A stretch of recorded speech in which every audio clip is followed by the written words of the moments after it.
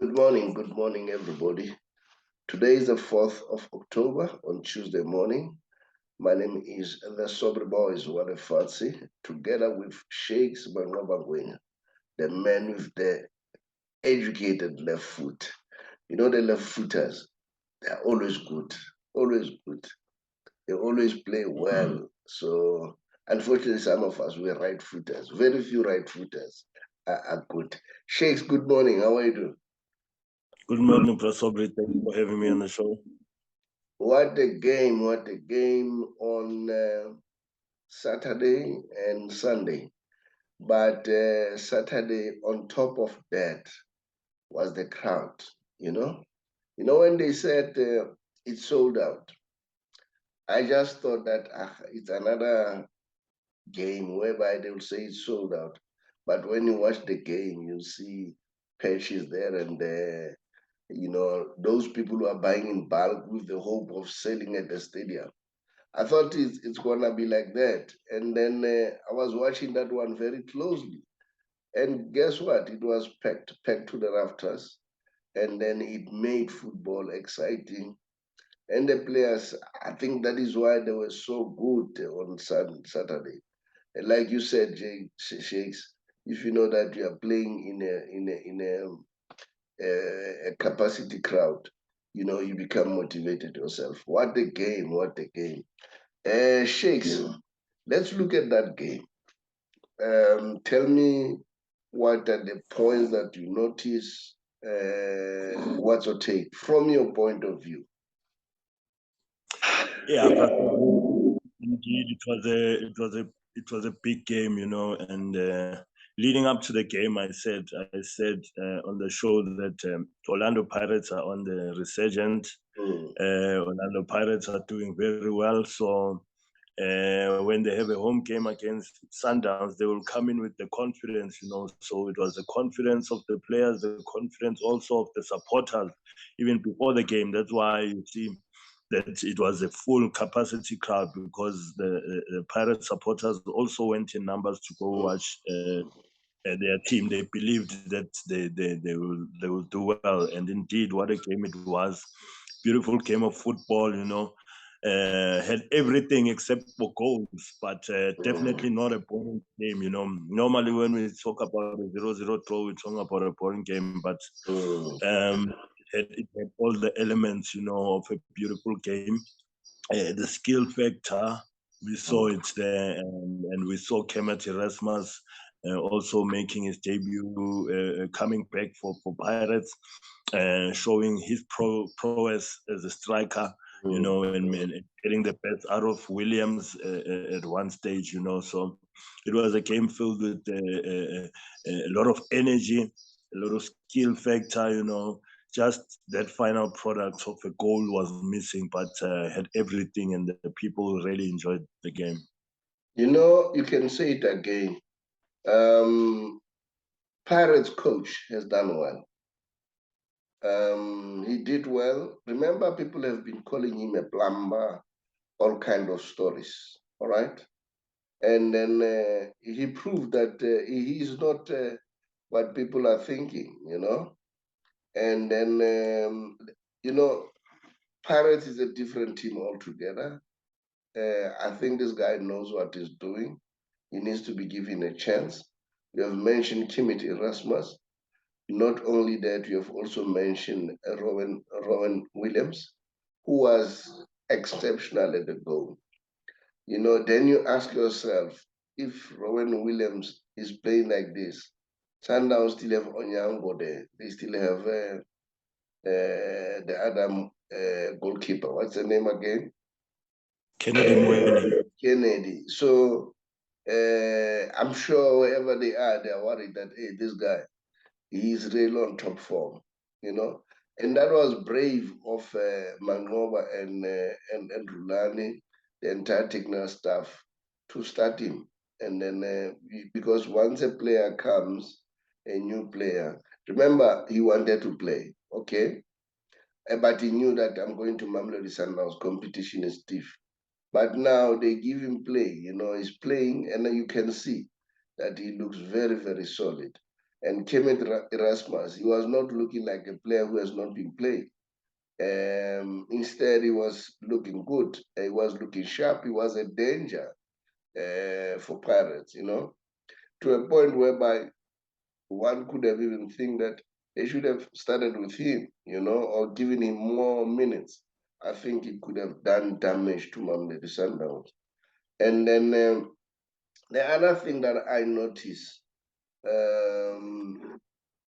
Ngwenya had closed Andy Lejali. He didn't give him a space.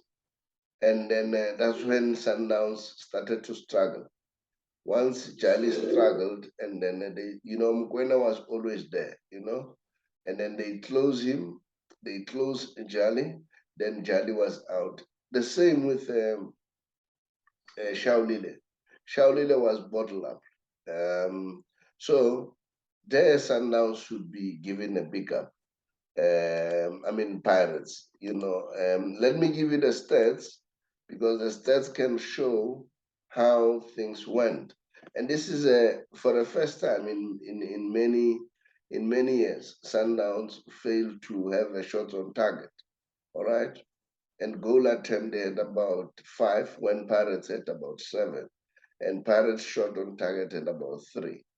So the offside 3-3 both sides, corners 3 and 4, and then fouls 4 and 15 for Pirates, and then yellow cards 3-3, no red card, and then the ball possession 59% as compared to 41% Pirates.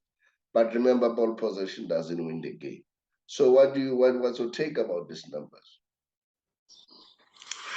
Yeah, I mean, those numbers should really frustrate Sundowns, you know, technical team, the likes of your Rulani, because Sundowns pride themselves in controlling possession, you know, especially in the midfield. And what Pirates did very well was to close down the midfield of Sundowns, you know, because once Sundowns plays in the middle, your Timbers Warners, when they are playing, then it becomes a problem, because they can easily create situations for Shalulile. But they were closed down, you know. Pirates did their homework very well, and they closed them down, which limited Sundowns, you know, to those few chances that they got. And yeah, no shots on target. That tells a story for Sundowns. I think I haven't seen a stat like that in a very long time. So you got to give it to Pirates. They did well.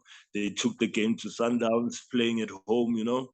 So yeah, it's going to be interesting second round how the approach comes back with Sundowns. This should worry the bench of Mamelodi Sundowns, especially when it comes to shot on target. That's one thing that should worry them and say, yeah.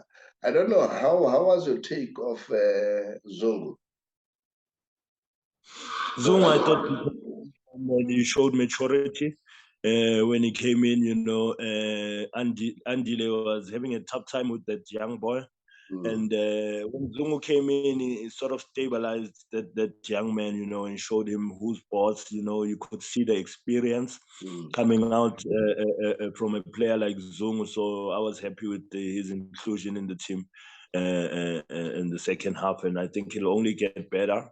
It's his first time playing now in a while, so the fitter he gets, I think Zungu will do well. In fact, I made a mistake. The guy who closed down Andile was Ndlondlo. He's the one who was not giving Andile space to breathe. And Ndlondlo himself was, you know, at his best, you know, deservedly man of the match. You know, even Rowan Williams could have been man of the match on that game, but Ndlondlo deservedly so. Remember, this is the first game for Ndlondlo at a full capacity crowd. And then, you know what, I was so impressed. I don't know what's your take about Ndlondlo, the football that he played. I followed Ndlondlo, you know, from the time he was at TS Galaxy. What a quality player. His ball distribution is so good, Prasobri. His vision, his long passes, he can play the diagonal passes. And not only can he pass the ball, but also he also does the dirty work as well, the crafting, the tracking back when he needs to work for the team. So I think he's just a team player. He's somebody who's gonna be in that team, and the supporters are really gonna love him because he's got the heart. He's not only a skillful player, but he's also a hardworking player. He's got the right attitude, the way he works, he was chasing for everything there, working hard, not only doing the good things, but also doing the dirty job for the team. So he's somebody, who's going to grow within Pirates. I just hope people don't hype him up too much and then it kills him psychologically. But I think he's level-headed. He works hard. I mean, what a player. He really played well in his debut game. On Sunday, Chiefs and AmaZulu. First thing, the crowd was not as impressive as the previous game's crowd. Apparently, they had about 15,000 tickets sold out. 15,000 tickets sold in that gigantic stadium, FNB. I hope Chiefs fans will attend the second game when they go to Polokwane. And then, because the atmosphere plays a major role, and then that will be a very good thing. Chiefs, AmaZulu, what's your take? How did you see that game?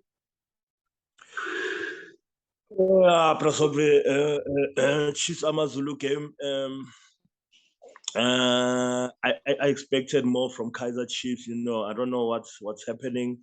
I don't know. They're just not firing the way they should. But obviously, they were not playing. They were playing a very difficult AmaZulu team, a very good AmaZulu team. So it was not going to be easy. I mean, I feel sorry for Atta sometimes, because Dupree got a chance there, one-on-one with the goalkeeper, and just had to finish it, but missed that ball. And what do you do as a coach when a player misses an opportunity like that? Because the next thing, the supporters are going to be wanting Atta's on his head. But Dupree could have won the game for Kaizer Chiefs, and he could have finished the game, with that chance. So, yeah, all in all, Kaizer Chiefs need to do more. Kaizer Chiefs youngsters, they need to look more hungry. If I have to compare these youngsters of Pirates, who they are really looking hungry, they want to play. Whereas you look at Kaizer Chiefs, it seems like there's something that's not right in that team. At the moment. Yeah, but yes, Shakes. Yeah, that's just also to touch on AmaZulu. Kapatino Mahango keeps on showing that his quality, keeps on showing that it's no fluke. He scores goals week in and week out, and he always rises to the occasion when it comes to a big game, and he did it again against the Kaizer Chiefs, scoring there. But what's your take about him getting a red card and he was out now? What's your take? I'm worried about the discipline of the players. Yeah, probably. That's always something. He's got that trigger. He's like a Sereno as well. He's just got that trigger. You just never know. I wish a player like him, so talented, can get his head right. But yeah, comes with the territory. Those players like that, they have that short fuse. And unfortunately, he's out now, and AmaZulu is going to miss him for the next 3 games. Yeah. This card will be applicable even to the Premier Soccer League games. Yes. All right. So maybe when they play the second leg, he'll be available, and then he'll play again. But what's your take about that kind of discipline among the players? I saw AmaZulu players they were fighting the ref, almost all of them.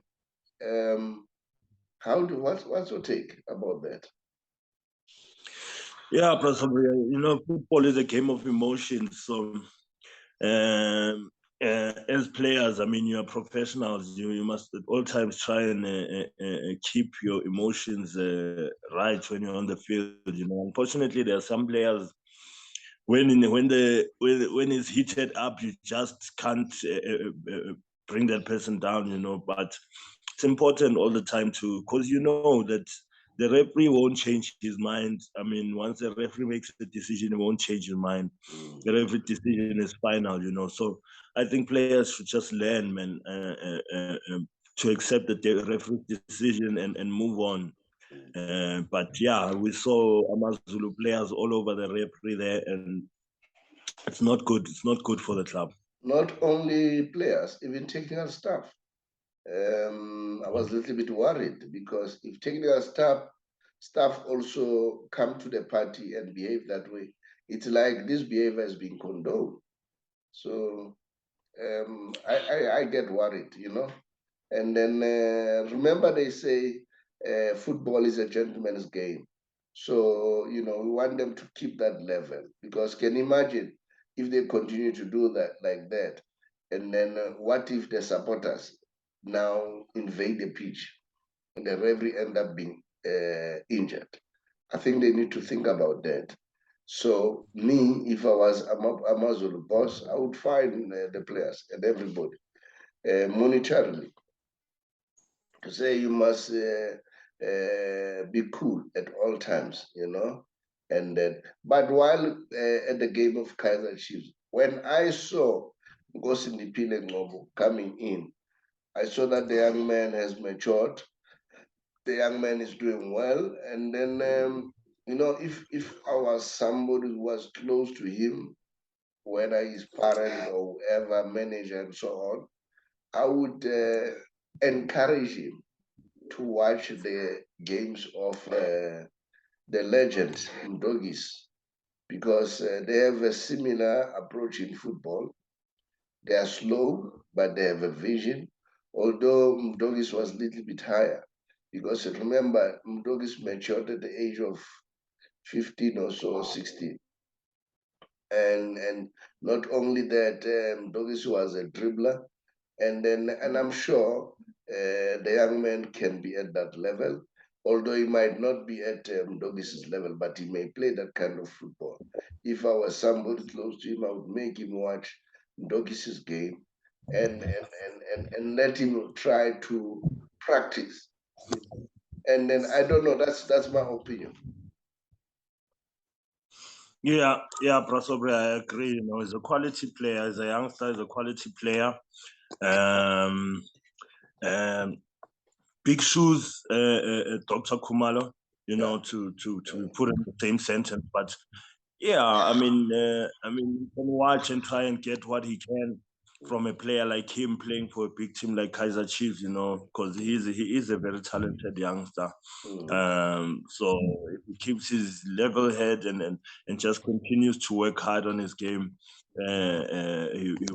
he can reach those heights. You know, Prasobri. We all know what Doctor was for Kaizer Chiefs. You know, so Ngobo needs to work hard playing for a big brand. You know, but he shows it all the time that it got what it takes. So it just needs to work hard. Dupree, I don't think whether it was trying too hard, so that is why he was making mistakes. And then, you know, like you said, I think he really wanted to prove a lot. So that could be the problem. But I think it will come right. They'll grow with the game as time goes on. They'll grow, and I'm sure Arthur has watched the game, and then he's gonna, you know, mold them. And then I see Bloom came in, and then what did you take of him?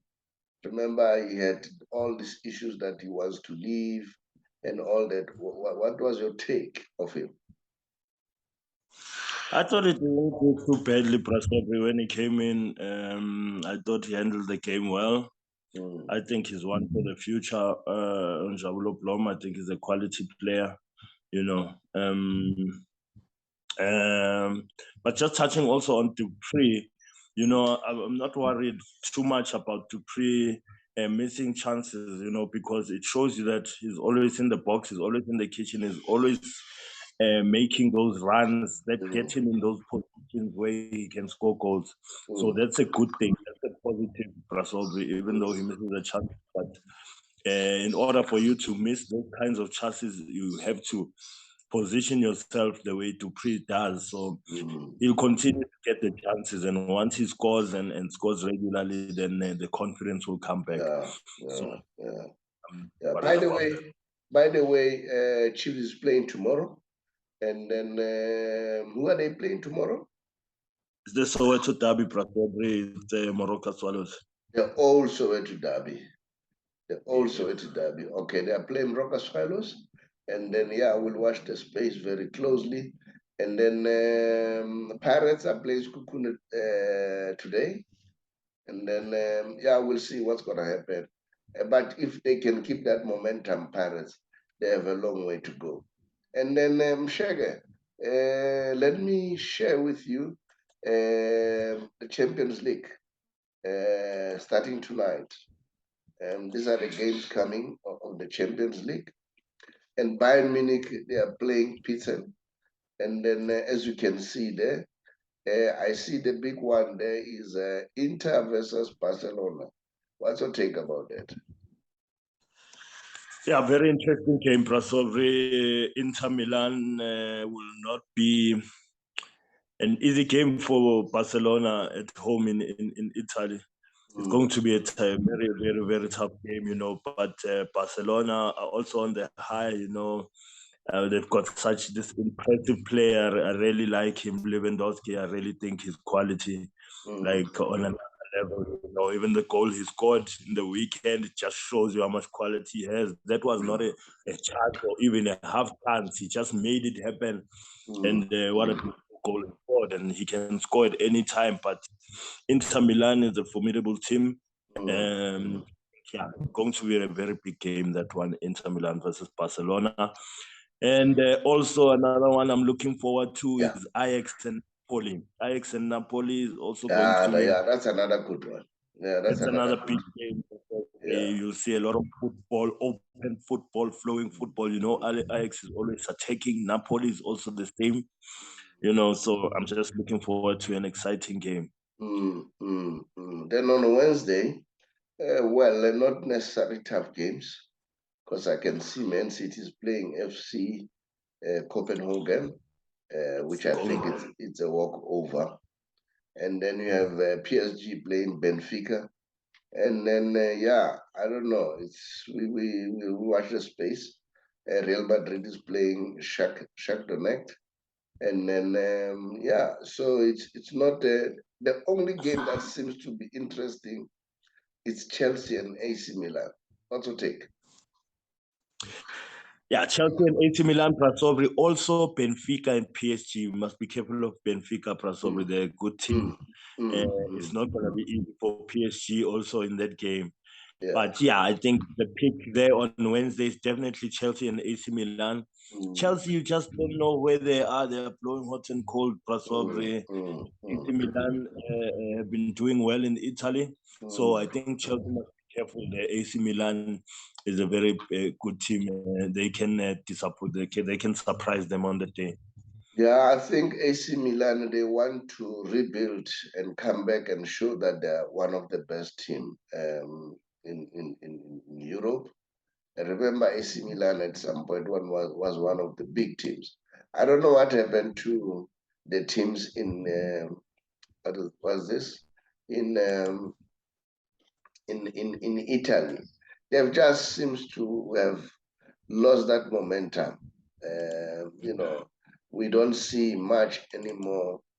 We don't see those teams doing as good as they used to. So it's a little bit worrying what's happening exactly.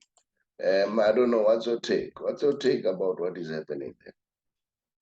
Yeah, there's players that were there. But we look at AC Milan and look at the past teams, the players that played there, the likes of your Kaka, the likes of your Sejov, quality players within those teams, you know, Yeah. and as well, you had your Edgar Davids, you had so much quality players playing in this league. Now you see a lot of players at Juventus. Diabala has left now. He's at Roma. I don't know. It just seems like players are running away from that league. You know. Well, Diabala here, people talking about him. I don't rate him much, to be honest. I try to look what people are talking about. I think he's a player. Sometimes he's on form, sometimes he's off form. I don't like a player like that. So for me, Diabala. That is why I think he's not even playing for the national team. Now let's go to this man. This man's statistics are shocking, man. Uh-huh. Erling Haaland, can you see that? 8 games, 8 games. But look at the numbers. The numbers are so shocking, man. 3 hat-trick, you know. This guy is something else, I'm telling you. And then I see him taking the golden boot, the Europe golden boot. I see him taking it. And then no one is going to catch up with this guy. He's scoring goals. And what I've also seen, not only scoring goals, he has done already about 3 assists, which is good. Which is good. He's a player to watch, I'm telling you. Although you'll always hear in England, they will bring Messi there and there. And they ask Pep Guardiola, I mean, it's too early. Then Pep, you know how Pep answered them? They said, what's your take about Messi? And these are players who are playing in different eras. Messi will be going soon.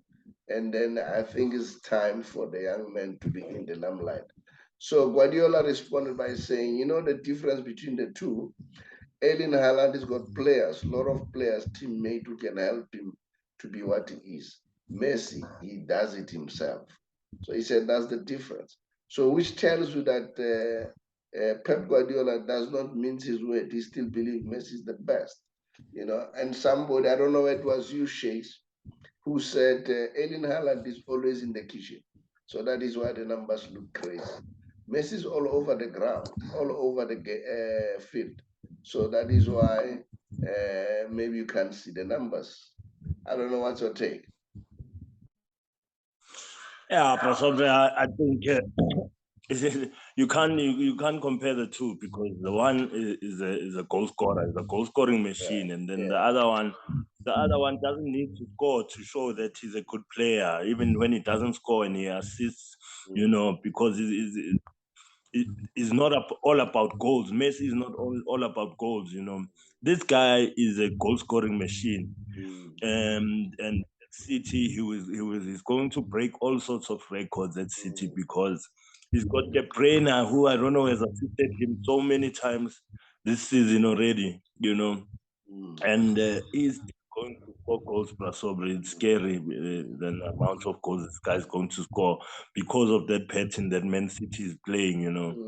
I mean, scoring a hat-trick against Man United, even today, I think he's going to score a hat-trick again. Well, I know that guy, yeah. Well, we are happy for him. He's going to keep us entertained. We saw your Maradona, you saw Ruud Gullit before, and then now come Messi and Ronaldo. And then also take about the fact that Ronaldo was on the bench and the coach did not play. And now, funny enough, I don't know whether you saw, people are starting to blame Benny. They said Benny is the one who's responsible. I don't know why this has. No, I don't think so. I don't know why it should be attributed to Benny. No. Benny does not have a stay in the starting lineup, probably. But I really believe that. I mean, Man United fought for this guy to stay at Man United, only to put him on the bench like this. I mean, I think it's killing him. I think it's not right. I mean, the coach alluded to saying that he kept him on the bench to save his big career because he knew that they're playing against City. But either way, that guy must be on the pitch. If you're gonna fight to keep him, he needs to be playing week in and week out. So I really think what they are doing is they're killing the player. Yeah. Roy Keane said they show disrespect to Cristiano Ronaldo. And then also Ferdinand is very angry. Remember, Ferdinand is a very close friend of him. He's very angry that what are they doing? You know, about all of us. We know that Ronaldo wants these games. You know, the big temperament game. Those are the games that he wants. So putting him in the bench for such a game, no, you know what? I didn't even expect him to start on the bench. I expected him to be the starter for this game because that guy can motivate himself. And you could see how frustrated he was. Not only that, Casemiro, why the coach doesn't play Casemiro? They went all out and buy Casemiro. And you know what Casemiro is? And Casemiro, I'm sure, is looking now. I said, you know what? I left Real Madrid where I was playing week in, week out. Now I've come here. I'm put on the bench. What's your take? Yeah, the coach is preferring McTominay for now. I don't know what he sees with McTominay, but it seems like he's the player that has got the favor because they are playing the same position as Casemiro. I don't understand really why you go and buy a player like Casemiro from Real Madrid and then he sits on the bench in a big game like this. You know, you've got so much quality sitting on the bench in the biggest game in the toughest game you'll ever play. So yeah, I don't understand this. I'm sure well, what I like about Eric Hengten, he realized his mistake, and that is why he was somehow admitting that he made a mistake by putting Ronaldo outside, because Ronaldo is still a great player. Whether you like it or not, Ronaldo is still a great player. Now let's move on. Let's move on to the Messi Special of today. You know, this guy, he is really shocking. Look at that. Pele never played the European football. De Stefano never played for in the World Cup. Maradona never played for Champions League. Platini never won, and these are great players, never won a golden ball. Ronaldo never won international MVP. Zidane couldn't provide 300 plus assists, and Cruyff never won international title. Nazario couldn't score 500 plus. Nazario it's a Brazilian Ronaldo goals. Romario, remember Romario was a goal scoring machine. Never won the Golden Boot. Puskas never won the Ballon d'Or. Messi has all of them. So what's your take? Yeah, those are great players, you know, that I mentioned there, like Sergio Zidane's and Ronaldo's, you know. But yeah, Messi is made, you know, God given, and then yeah, it's just crazy the numbers that Messi. Last week for Argentina, continuing to bang in those goals, you know, and being influential for his national team. Yeah. So yeah, all those but it's the World Cup. The World Cup counts, and yeah, I just need him to win that World Cup come World Cup now. We are also crossing fingers that shall he win the World Cup, and then so that at the end of the day, we now I just want to give you the numbers just for Argentina. For Argentina, he has about most wins for Argentina, most goals and assists, and most goals. All right, most assists, most free kicks, most matches, and then most goals in 1 year for Argentina now, not for clubs. Most competitive goals and most men of the match awards, 6 in the World Cup. Most goals in the World Cup qualifier, most assists in the national tournament, and most assists in single Copa America, most times Argentina Player of the Year. This guy has won Player of the Year of Argentina 14 times. And then when you go to Spain, you know what? And remember, he has played just for Argentina and Spain. All right, now he's in France. What can we say about this guy? And you know what is surprising? De Bruyne has never won a Player of the Month. That's really, really worrying. All right, and De Bruyne is doing well. So those are the numbers for Messi Special today, Shakes. Anything that you'd like to add? No, probably just to say that, you know, I watched him playing for Argentina. I mean, the quality of that he took was unbelievable, plus Aubrey. And I think a lot of people think Messi was on form. I think he's only coming into his form now again. And yeah, we'll see more of him. I can't wait for the Benfica game against PSG to see him in that game.